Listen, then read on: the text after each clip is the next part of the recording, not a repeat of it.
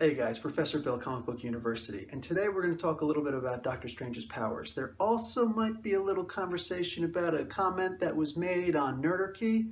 Hopefully I can do this by myself, because they don't want me to bring in any reinforcements. Firstly, I feel the need for some clarification. I wrote my very first article for Nerdarchy recently, and if you have even the slightest interest in fantasy or Dungeons & Dragons, then you should be a Nerdarchy viewer on YouTube. Like these guys need a plug from me.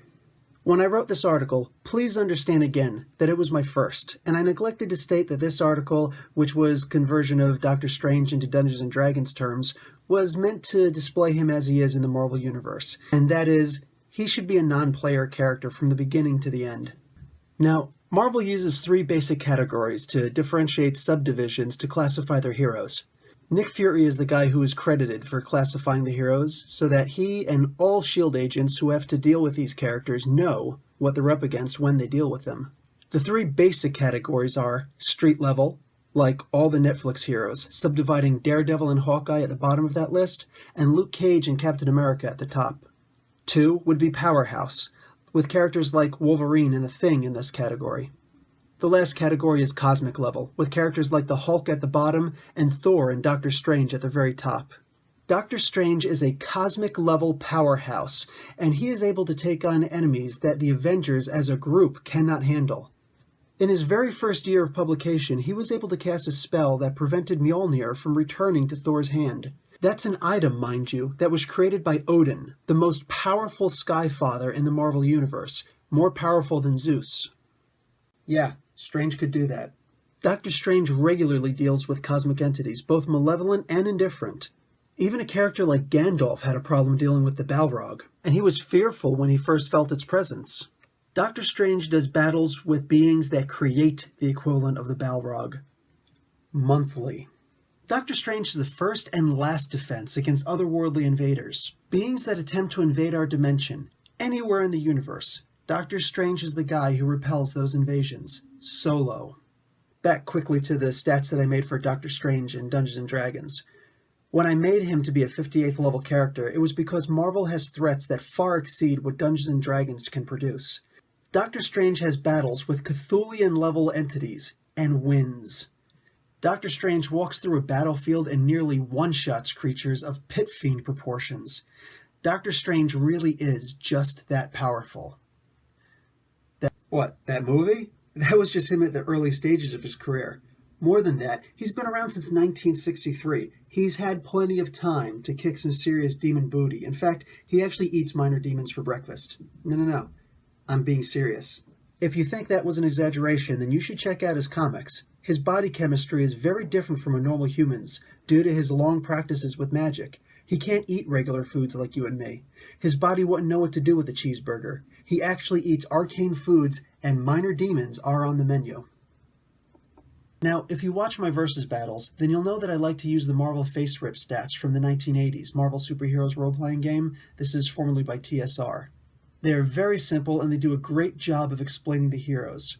One of the things that they do poorly in explaining is a high-tech hero like Iron Man, but one of their strengths is the explanation of magic. Now, there are 3 kinds of magic that can be cast in the Marvel Universe. The first one is personal.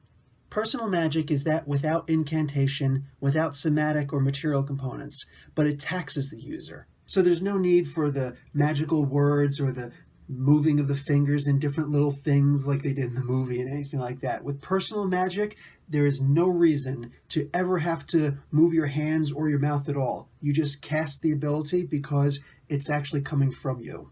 In role-playing terms, you can use a personal spell even when it's not your turn, because it's that easy, that readily available.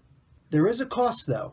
It takes from your personal life force. It's only a little, like getting a paper cut. But imagine that casting 20 personal spells is like getting 20 paper cuts, and you'll see why someone may not want to overuse spells from the personal field. The spell user could easily get exhausted using personal spells if he were not in great physical condition. In Marvel RPG terms, it would cost 1 health point to use personal spells.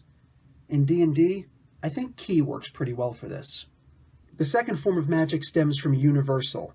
Now, universal spells is a power that comes from using the residual magics around in the area. They require free use of hands and speech, and possibly a component. Much like finding the height of a pyramid would require some math work, specifically the Pythagorean theorem, using a universal spell requires an understanding of the everyday magic around us, harnessing that energy through sheer willpower, and then channeling it for specific purposes. The gestures and verbal components require a second or two to cast, so it takes a bit longer to cast universal magic, but it uses the surrounding magics of the land rather than our own limited personal magics. The performance of good deeds replenishes the spellcaster's ability to tap into universal magics. In D&D terms, I like wizard for this. It's really the best way to translate it. Finally, we have dimensional spells. These abilities require the entreatment of some cosmic entity who can use all magic as personal spells, because, unlike us, they are inherently composed of magic. We as humans can be considered as being created of magic, just like the world around us. These entities actually are magical. Anytime Strange would call upon the hoary hosts of Hoggoth, or the flames of the Faltine, or the crimson bands of Sadarak, and so on, these would be dimensional spells, and they take just a little bit longer to cast, but they are tremendously powerful, and they require a full incantation and the use of somatic gestures and good standing with the entities being called upon. I saw a comment that said that cleric would be good for this since they actually deal with these kinds of entities also, but when push comes to shove, I don't like the spells that would be used for this, so I rather tend towards warlock. A lot of the ideas that come from there seem to work a lot better, especially Pact of the Fae. I think that works perfectly for Doctor Strange. Of course, he'd need a high charisma for this. Doctor Strange is very charismatic. In Dungeons & Dragons terms, we often mistake what charisma is because we say that if someone is a jerk, then he has low charisma. No. Elves are haughty, arrogant prisses, and they have high charisma.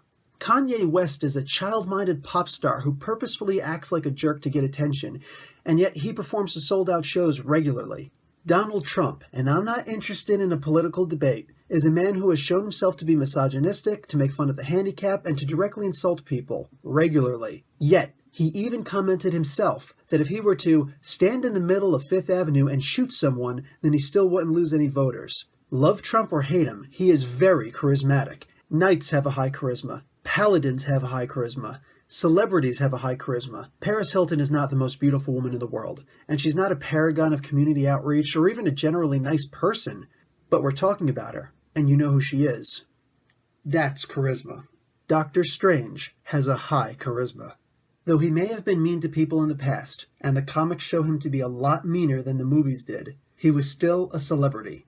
In the comics, he was asked to give speeches and attend parties. He was a personality. And even though he abandoned that rude, mean, brash demeanor, he can still be haughty. When Strange walks down the street, again, in the comics, people who see him will often make fun of him. But when he gets close to them, they clam up, and the crowd parts in silence for him. People are in awe of Doctor Strange, and he has a very noticeable aura about him when people get near him. He's someone important. Strange regularly entreats deities and demons for his more powerful ceremonial or dimensional spells. He has to keep a good reputation with these beings, otherwise they won't allow him to use their power anymore. They could even cause his spells to backfire. So what can Doctor Strange do? Let's make this easier. What can't he do? Magic, in all both Marvel and DC, has the ability to replicate any power. That means that, while every other hero has a particular power set, Doctor Strange has all of them, at various degrees, depending on how often he uses them. Doctor Strange can levitate.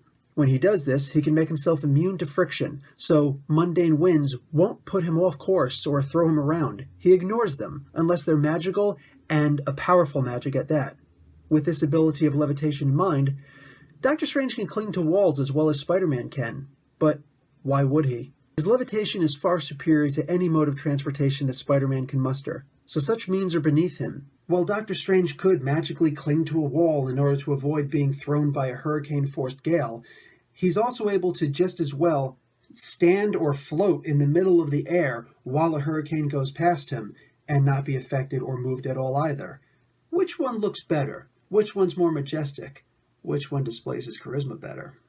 He could magically leap like the Hulk. Now, Hulk's strength is greater than Strange's magic, if you can wrap your head around that. So Strange would never be able to leap as far as the Hulk, but he could replicate it with no problem. But again, why would he? So basically, if you can name it, then Doctor Strange has a spell for it. if he would even bother using that spell at all. More than this, he can do things that non-magic users can do. More than this to the nth degree, he is the most powerful magic user in the Marvel Comics, so he can do things that even other spellcasters can't do. So, to answer the question of what can Doctor Strange do, it's an answer of redundancy. Name it, and he can most assuredly do it. Just as in the martial arts, we will have a technique that we fall back upon for whatever reason, and all the greats have that one or two thing that they just specialize in. Chuck Norris had powerful sidekicks. Bruce Lee with his speed punches. Mike Tyson with that early round ham-fisted knockout. Doctor Strange too had a few spells that he liked to use a lot. Some examples are altering his appearance so that he could be in full regalia, but appear to be in street clothes, a tux, or anything that fit the occasion. Translate languages. Strange could instantly understand and converse in any language with full fluency. This spell was not bound by earthly or mundane languages, as he was able to immediately communicate with beings, even from other dimensions. Body duplicates. Especially in his early years, Strange would cause a dozen exact replicas of himself to appear, confusing even high-powered mages, and they could separate and act independently, even demonstrating the ability to cast spells. Eldritch shields. Strange was unbelievably powerful, and could obliterate most standard foes easily, including creatures like the Hulk. But as a doctor who follows the Hippocratic Oath, and as the defender of the Earth realm, Doctor Strange does not kill. Demons, devils, vampires, sure, no problem. But Strange will do everything in his power to avoid killing, even at great personal risk and loss to himself. It is for this reason that Strange will often respond to a situation with a shield spell to protect himself and others, and continue using shields until he can find some way to contain the situation non-lethally. Crimson Bands of Cyttorak. Now, if you're an X-Men fan, then you probably recognize Cyttorak as the entity which gave Juggernaut his powers. Yes, that's the same Cyttorak. He is a supremely powerful entity that loves destruction, yet Doctor Strange is able to channel the immeasurable power in this extremely hostile being to cause powerful rings of magic that will restrain a target with as much effectiveness as Spider-Man's webbing.